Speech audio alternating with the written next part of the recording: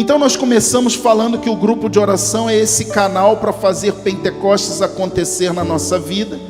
Estamos falando aquilo que o Espírito Santo quer fazer dentro de nós e através do nosso grupo de oração. E tudo isso, que aliás tinha muita coisa que nem estava no papel, né? Tudo isso para falar de alguém muito importante lá no grupo de oração, um servo muito importante lá no grupo de oração, o dirigente ou o condutor do grupo de oração.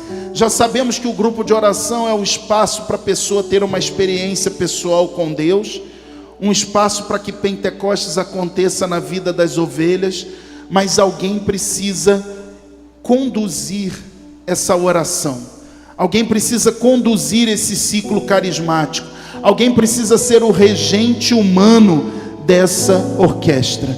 Por isso Deus escolhe e capacita um servo ou uma serva para que dirija a reunião de oração, para que conduza as pessoas a subirem ao quarto de cima naquela reunião de oração.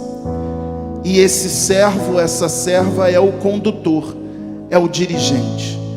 E aí nós vamos falar algumas coisas muito específicas aqui sobre dirigir grupo de oração, porque nós estamos num encontro de formação para coordenadores e membros de núcleo. Primeiro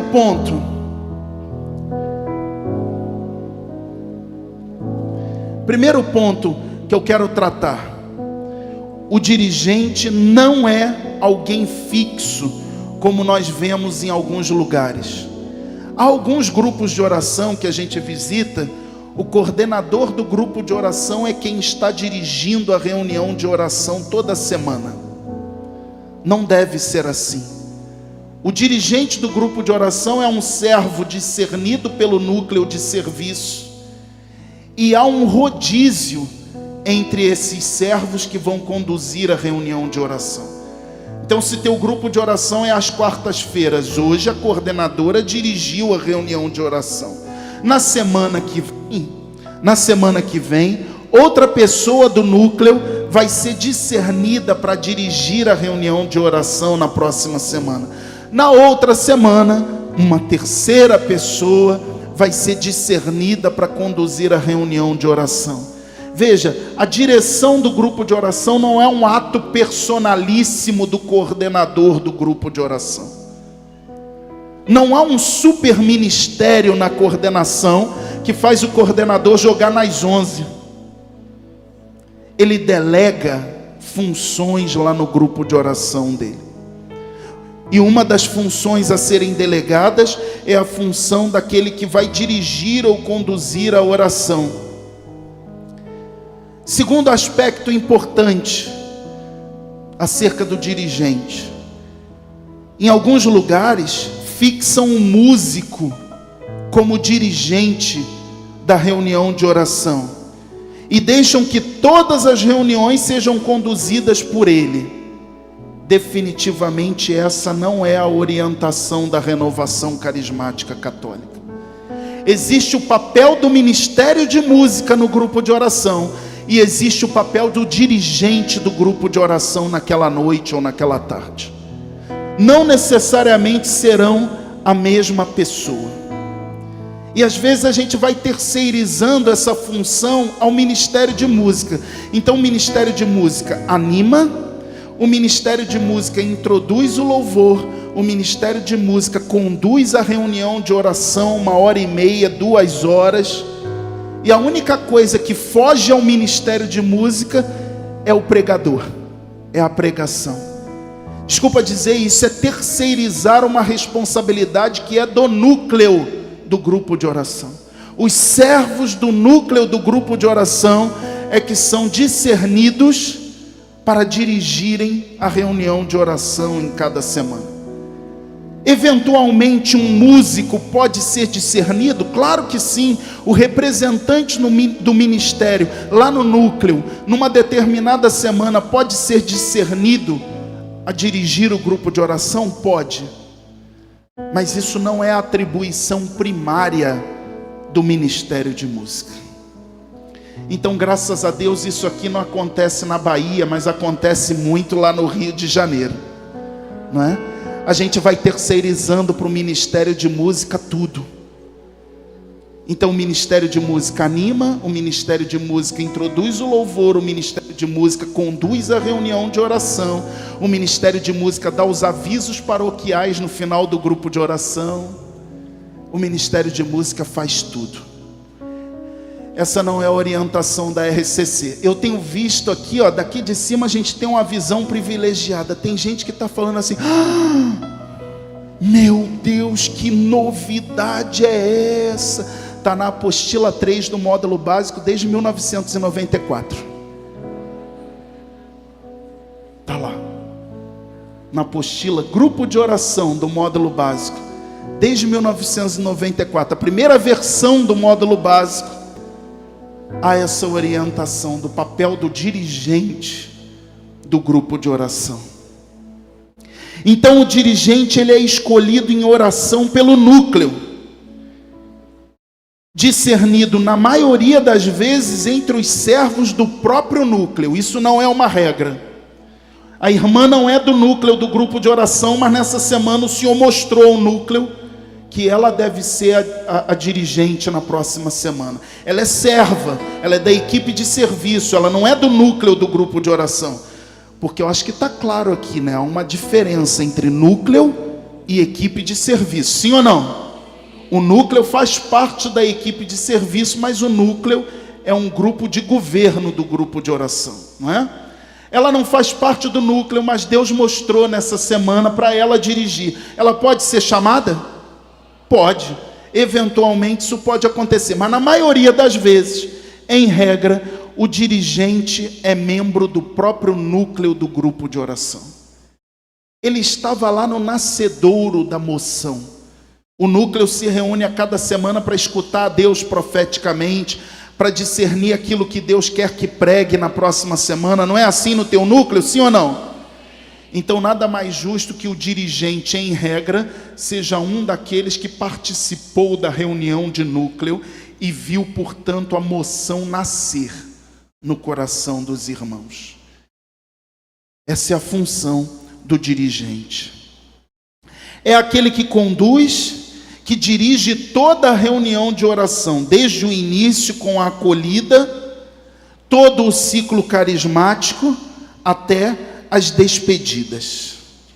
E nesse sentido, todos os ministérios, incluindo aí o Ministério de Música, fica submisso ou submetido à condução do dirigente. O Rufino falava aqui na segunda pregação, o dirigente está lá todo animado: meu irmão, minha irmã, e isso aconteceu também comigo, levante seus braços, vamos juntos louvar ao Senhor, vamos elevar um elogio a Deus, vamos então dizer palavras bonitas para Deus através de um louvor. Aí o Ministério de Música entra com um acorde: vem, vem, vem, Espírito Santo. Tem unção que resista a isso, irmão? Não tem, né? Não tem. O dirigente está falando, vamos louvar, e o Ministério de Música está puxando uma música para pedir o batismo no Espírito Santo. O dirigente está conduzindo uma oração de perdão, e o Ministério de Música: todo joelho se dobrará. E aí eu quero abrir um parênteses. Sabe por que muitas vezes isso acontece? E graças a Deus com esses irmãos aqui não, porque eles são craques para a glória de Deus. Mas é o Ministério de Música que traz uma listinha de casa, uma sequência de músicas de casa. 15 músicas ele separou e ensaiou naquela semana.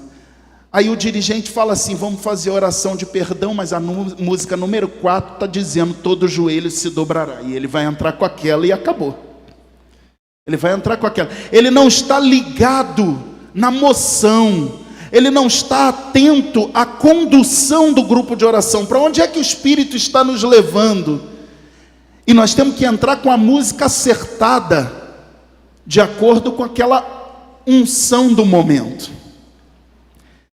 Eu sou músico, sabe, irmãos, nas horas vagas, assim, né? Durante muito tempo eu ministrei música no meu grupo de oração. E eu, graças a Deus, tive coordenadores de grupo de oração que sempre me ensinaram muito e eu aprendi muito deles. Eu tive uma coordenadora de grupo de oração que ela falava assim, na época que ainda se usava louvemos, né? Porque eu tenho uma certa idade. Se usava louvemos nos grupos de oração, a minha coordenadora falava assim para o Ministério de Música: vocês precisam decorar o louvemos. O Espírito Santo, quando vem, ele não espera você abrir o livrinho de cifra para pegar a letra e para saber qual é o tom da música. Quando vem a unção, a música certa tem que entrar imediatamente. Não dá para ficar esperando. Não dá para ficar esperando. Isso significa que o Ministério de Música tem que estar atento, antenado, porque senão o momento da graça passa. Virão outros momentos, mas esse já passou. Demorou 5 minutos para encontrar a música. O Espírito Santo bate as asas e vai embora. Ele não aguenta esperar, não. É na hora. O Espírito falou, já entra com o acorde, já entra com a música. Isso é maravilhoso. Dá essa continuidade no grupo de oração. Então o dirigente, ele introduz e conduz a oração, de forma especial, todo o ciclo carismático. Então é aquele elo, é aquele que estabelece a unidade. Vamos todos levantar os braços e louvar juntos o Senhor. Toda a assembleia vai naquela moção de louvor. Aí de repente o Senhor fala no coração do dirigente: tem gente com coração duro aqui na minha presença ainda, com coração fechado. Meus irmãos, vamos entregar ao Senhor a dureza do nosso coração. Talvez você tenha vindo para cá com muita angústia, com muita agitação interior. Então vai entregando ao Senhor essa dureza do coração, vai se colocando nas mãos dele e daí por diante. E aí a assembleia toda entra naquela moção de entrega. E aí de repente brota um canto em línguas no meio do grupo de oração. Todos cantam em línguas. Agora vamos fazer um silêncio. Fala, Senhor, que teus servos te escutam. Aí vem, por exemplo, a profecia, ou vem uma palavra de sabedoria, ou uma palavra de ciência. Quando Deus fala conosco, nós somos educados, sim ou não? A gente tem que responder a quem falou conosco. Deus fala em profecia e o povo responde. O povo responde àquela profecia. E assim vai se dando naturalmente o ciclo carismático, sob a regência do dirigente, daquele servo, daquela serva que Deus escolheu para conduzir a reunião de oração naquela semana. O dirigente também ora pelo pregador antes da sua ministração, como o irmão fez aqui comigo ainda há pouco. Ele estava conduzindo a oração, ele estava no papel de dirigente aqui da oração, nos conduzindo em oração, e ele num determinado momento disse assim: vamos agora estender nossas mãos aqui para o palco e vamos orar pelo nosso irmão Vinícius, que vai nos ministrar a palavra. Então o dirigente lá no grupo de oração também tem esse papel, orar pelo pregador. Qual é o papel do núcleo então nessa situação? Vinícius, o dirigente faz tudo, o que o núcleo faz? Quem aqui viaja de carro? Todos nós, né? Tem alguém no volante sempre, graças a Deus, né? Mas você que está no carona, você está atento, né? Está olhando ali se tem um ponto cego, né? Se o irmão está dando uma fechada na moto sem perceber. Aí quando vai entrar na rodovia, você olha para o lado e fala: aqui está limpo, pode entrar, né? Porque ele está olhando pelo lado dele, ele não está vendo direito. Aí você fala: aqui pode entrar. Então você está auxiliando quem está no volante, sim ou não? Tem até esposa que dirige mais do que o motorista, não é verdade? Ela opina mais do que o motorista. Tá rápido demais, olha o quebra-mola, olha a placa, olha o radar, tô vendo, mulher. Não é assim? Então o núcleo, ele faz esse serviço. Ele é uma ajuda oportuna àquele irmão que está conduzindo a reunião de oração naquela noite. Ele não é um sujeito passivo ali. Ele está atento.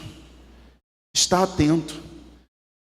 Lá nos primórdios se ensinava assim, inclusive: núcleo de serviço não fecha os olhos no grupo de oração.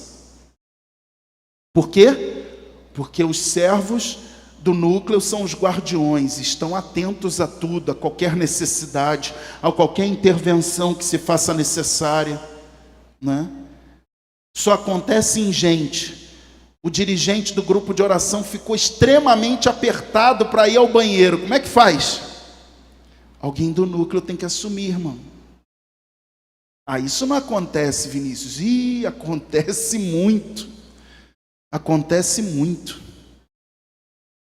Já aconteceu de pessoas passarem mal, estarem conduzindo o grupo de oração, passou mal. Teve uma queda de pressão, uma elevação de pressão. Como é que faz? Alguém do núcleo assume a direção do grupo de oração a partir daquele momento. Então o núcleo não é um grupo de sujeitos passivos que estão ali assistindo ao grupo de oração. Não, eles são auxílios oportunos para o dirigente do grupo de oração. Amém? Até aqui? Por que eu estou falando de tantas coisas assim? Porque nós estamos aqui num encontro de formação para coordenadores e membros de núcleo.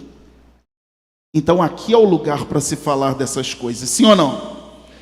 Algumas orientações importantes. A reunião de oração não é um momento para a oração pessoal do dirigente. Aí a pessoa assume o microfone e fala assim: "Ô Jesus, estou tão precisada da tua misericórdia, olha para minha casa, Senhor, minha filha está precisando disso, daquilo, arranja um emprego para o meu genro." Você está conduzindo um grupo de pessoas em oração, não é lugar para você fazer a tua oração pessoal. Não é lugar para você imprimir a tua marca pessoal. Não é lugar para você imprimir a tua ideologia político-partidária. Não é.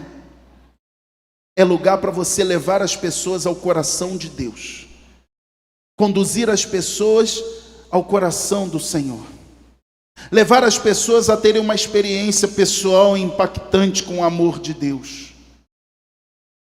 Levar as pessoas a vivenciarem o Pentecostes pessoal. Não é lugar, portanto, para oração pessoal. Segunda orientação muito importante: é necessário estar atento à reação dos irmãos a cada condução de oração. Se é oração de entrega e o povo não está se entregando, tem alguma coisa errada. É preciso estar atento à reação dos irmãos, se os irmãos estão entrando na oração. Terceira orientação, muito importante: dar conduções compreensíveis. Exemplo: irmãos, vamos louvar ao Senhor. E conforme você for abrindo os braços, entregue-se a Jesus. E nessa entrega, vá pedindo o Espírito Santo. Em 30 segundos você falou para louvar, para se entregar, para pedir o Espírito Santo, e ainda diz assim: invoca Maria. Fica incompreensível. Qual é a ordem? O que eu tenho que fazer agora? Né? O povo fica perdido. Se é para louvar, vamos louvar. Dali a um pouco, se é para entregar, vamos entregar. Dali a mais um pouco, se é para pedir o batismo no Espírito, vamos pedir. Se é para invocar Maria, mais para frente um pouquinho. Mas às vezes a gente vai dando orientações incompreensíveis. E o povo fica realmente perdido. Um padre lá do Rio diz assim: se o grupo de oração não tiver um doidinho, ele não é um grupo de oração da renovação carismática. Você confirma isso, sim ou não? Sempre dá certo, ele está certo, esse padre. Às vezes os participantes do grupo de oração podem apresentar atitudes exaltadas, atitudes excessivamente emotivas, dar recadinho para os outros em forma de profecia, não é? Situações inapropriadas. No meu grupo de oração tinha uma senhora que hoje está na glória do Pai. Um silêncio maravilhoso, todo mundo na expectativa de escutar o Senhor. Toda semana, ela do nada, Jesus! Dava aquele grito, todo mundo dava um pulo, né? Como você deu agora, porque você estava dormindo, né? Dava um pulo. E aí o pessoal do núcleo, às vezes, murmurava e falava assim: quebrou a unção. Oh, meu Deus do céu, de novo ela, não é? Qual é a orientação nesses casos? A direção do grupo de oração, ou melhor, durante a reunião de oração, não é o momento para exortações e correções ásperas. Chama depois a pessoa no particular e corrige a pessoa, ensina a pessoa que aquilo não é apropriado.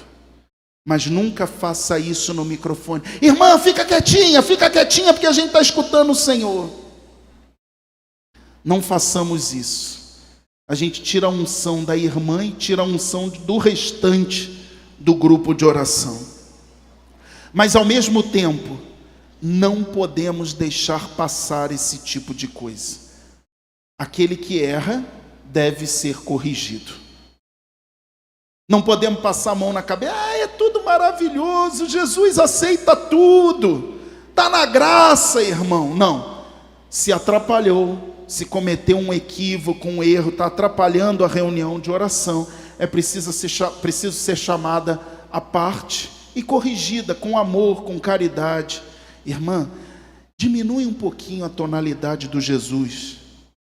Sabe por quê? Porque você está assustando as pessoas estão com os olhos fechados, compenetradas ali, expectantes, na expectativa de receber uma palavra profética da parte do Senhor, uma confirmação na Sagrada Escritura, uma visualização, uma palavra de ciência ou de sabedoria, e com esse grito você desconcentra as pessoas. Não faça mais isso não, por favor. Você é muito amada, Jesus com certeza gosta que você chame o nome dele, mas não é o momento de você fazer, sobretudo com essa tonalidade. Pronto, corrigiu no particular, não expôs a pessoa, espera-se que a pessoa não continue atrapalhando o grupo de oração. Mas se ela continuar atrapalhando, exorta de novo. E depois de 390 vezes, exorta novamente. E acolha esse doidinho que Deus te deu para cuidar. Porque a renovação carismática precisa querer aqueles que ninguém quer. Aqueles que ninguém quer, a renovação carismática precisa querer. Um padre que não suportava a renovação, e hoje em dia um amigo da renovação, amigo meu, ele diz assim: quando me enchia muito a paciência na paróquia, eu falava, vai lá para tal da carismática que não me enche a minha paciência. E a gente foi acolhendo as pérolas. A gente foi acolhendo as pérolas. E hoje está tudo servindo ao Senhor. Está tudo servindo ao Senhor. A renovação carismática precisa querer aqueles que ninguém quer. Amém? Deve-se evitar introduções longas na condução do grupo de oração. Sabe aquele dirigente Galvão Bueno que fica narrando o grupo de oração o tempo todo? Evitar introduções longas. Seja assertivo na orientação. Meu irmão, o grupo de oração deve começar com louvor. Então levante seus braços. Apesar de tudo que você trouxe de pedra no teu coração, fale uma palavra de elogio para Deus nessa noite. Vamos todos juntos oferecer flores a Deus em forma de louvor. Louva ao Senhor na simplicidade do teu coração e vai motivando esse irmão a louvar. Porque o grupo de oração não é um lugar para espectadores. Muitos dos nossos grupos de oração são assim, em formato de assembleia, não é verdade? Sim ou não? Aí fica um núcleo aqui na frente e só o núcleo louva. Só o núcleo fala em profecia, só o núcleo tem uma palavra de ciência ou de sabedoria, só o núcleo tem visualização e a assembleia é espectadora. Isso é um grupo de oração da renovação carismática católica? Todos são capazes dos dons carismáticos de Deus. Todos. Todos devem ser incluídos na oração. Todos devem ser motivados a rezar, a serem protagonistas dos carismas lá no grupo de oração. O grupo de oração não pode ser uma peça teatral. Nossa, Vinícius, que palavra dura. Irmãos, em alguns lugares o grupo de oração virou como que uma peça de teatro, onde os atores aqui na frente atuam e o povo assiste passivamente. Não reza, não canta, não se abre aos dons carismáticos, não é protagonista de nada. Só o núcleo é capaz. Isso quando só o dirigente não é capaz. Aí é pior ainda. Só o dirigente, aquele fixo, aquele irmão que sabe tudo e faz tudo, e só ele, o dia que ele morreu, o grupo de oração acaba, porque ele é insubstituível e todos são dependentes dele. Que lástima, que tristeza. Todos devem ser incluídos na oração. Amém? Evite-se orar no microfone o tempo todo. O que eu quero dizer com isso? De novo, irmãos, vamos juntos louvar o Senhor. Mas aí você fica louvando ao Senhor como dirigente o tempo todo no microfone. Eu não sei você, mas se eu ficar ouvindo aquela pessoa o tempo todo no microfone, eu me desconcentro de uma maneira tal que eu calo a boca e deixo ela orar por mim. Reza aí. E eu fico calado. Porque eu não consigo rezar com outra pessoa falando o tempo todo no microfone. Eu falava sobre isso no ENF. Aí no ENF o povo gosta às vezes de dar umas alfinetadas, né? Aí o irmão perguntou assim: mas o que fazer quando os servos do próprio Conselho Nacional fazem isso? Né? Me dando alfinetada, eu falei assim: os servos do Conselho Nacional também estão em processo de aprendizado. Todos nós estamos em processo de aprendizado, né? Você e eu. Então que nós aprendamos isso. Dê uma orientação de oração, começa motivando no microfone e depois afasta o microfone da sua boca. Você se torna um com o povo louvando a Deus sem microfone na boca. O louvor começa a fluir da assembleia. Então, evite-se orar no microfone o tempo todo. Última orientação importante, porque a plaquinha não para de correr, não é verdade? Tenha ousadia para romper esquemas.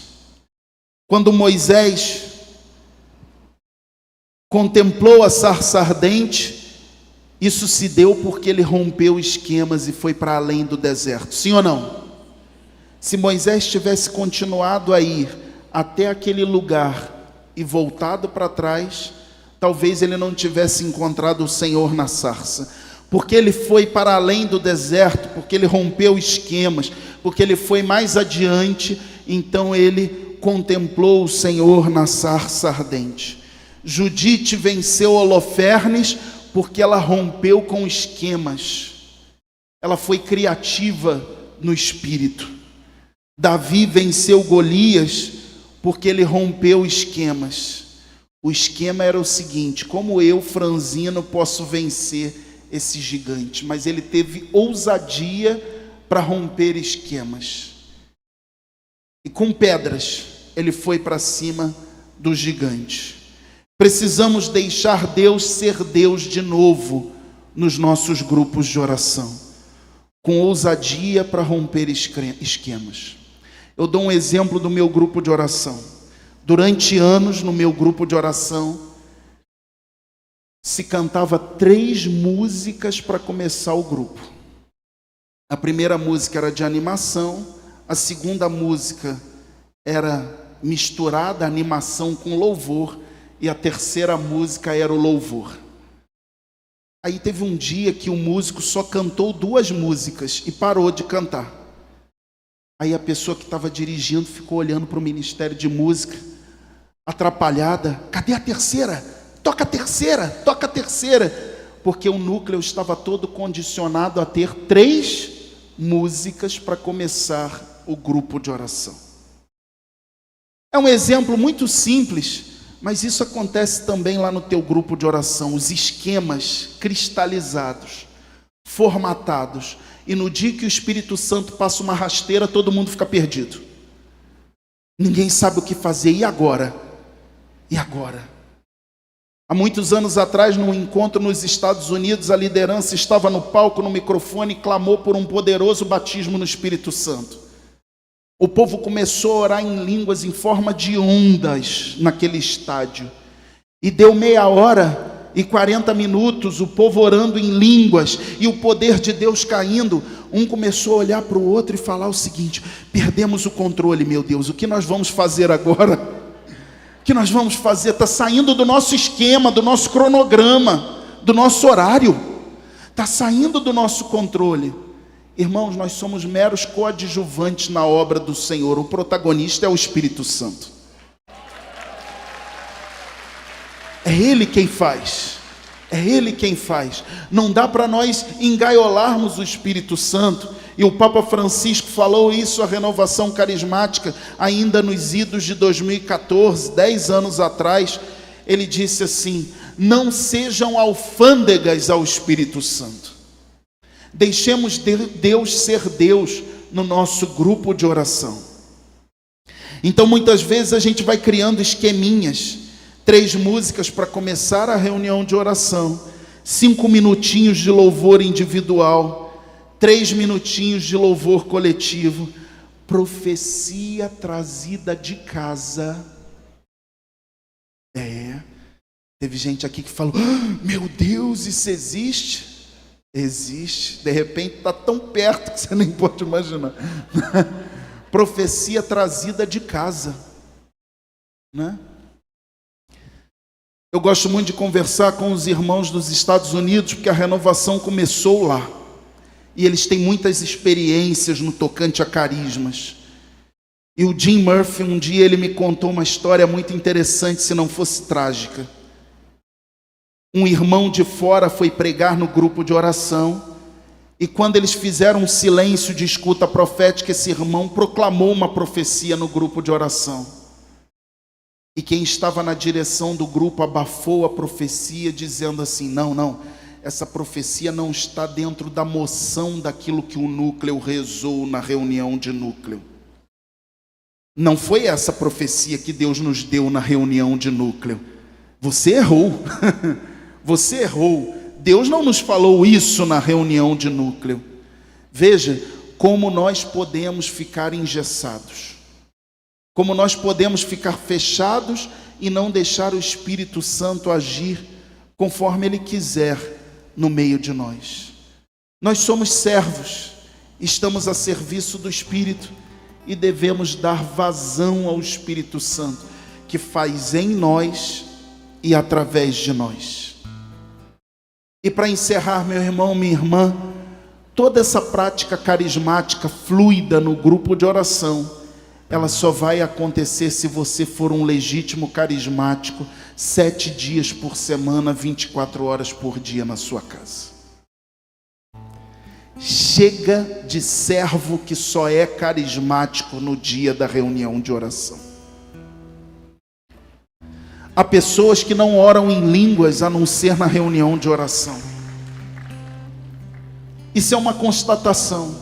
Há pessoas que não oram em línguas a não ser que estejam no grupo de oração.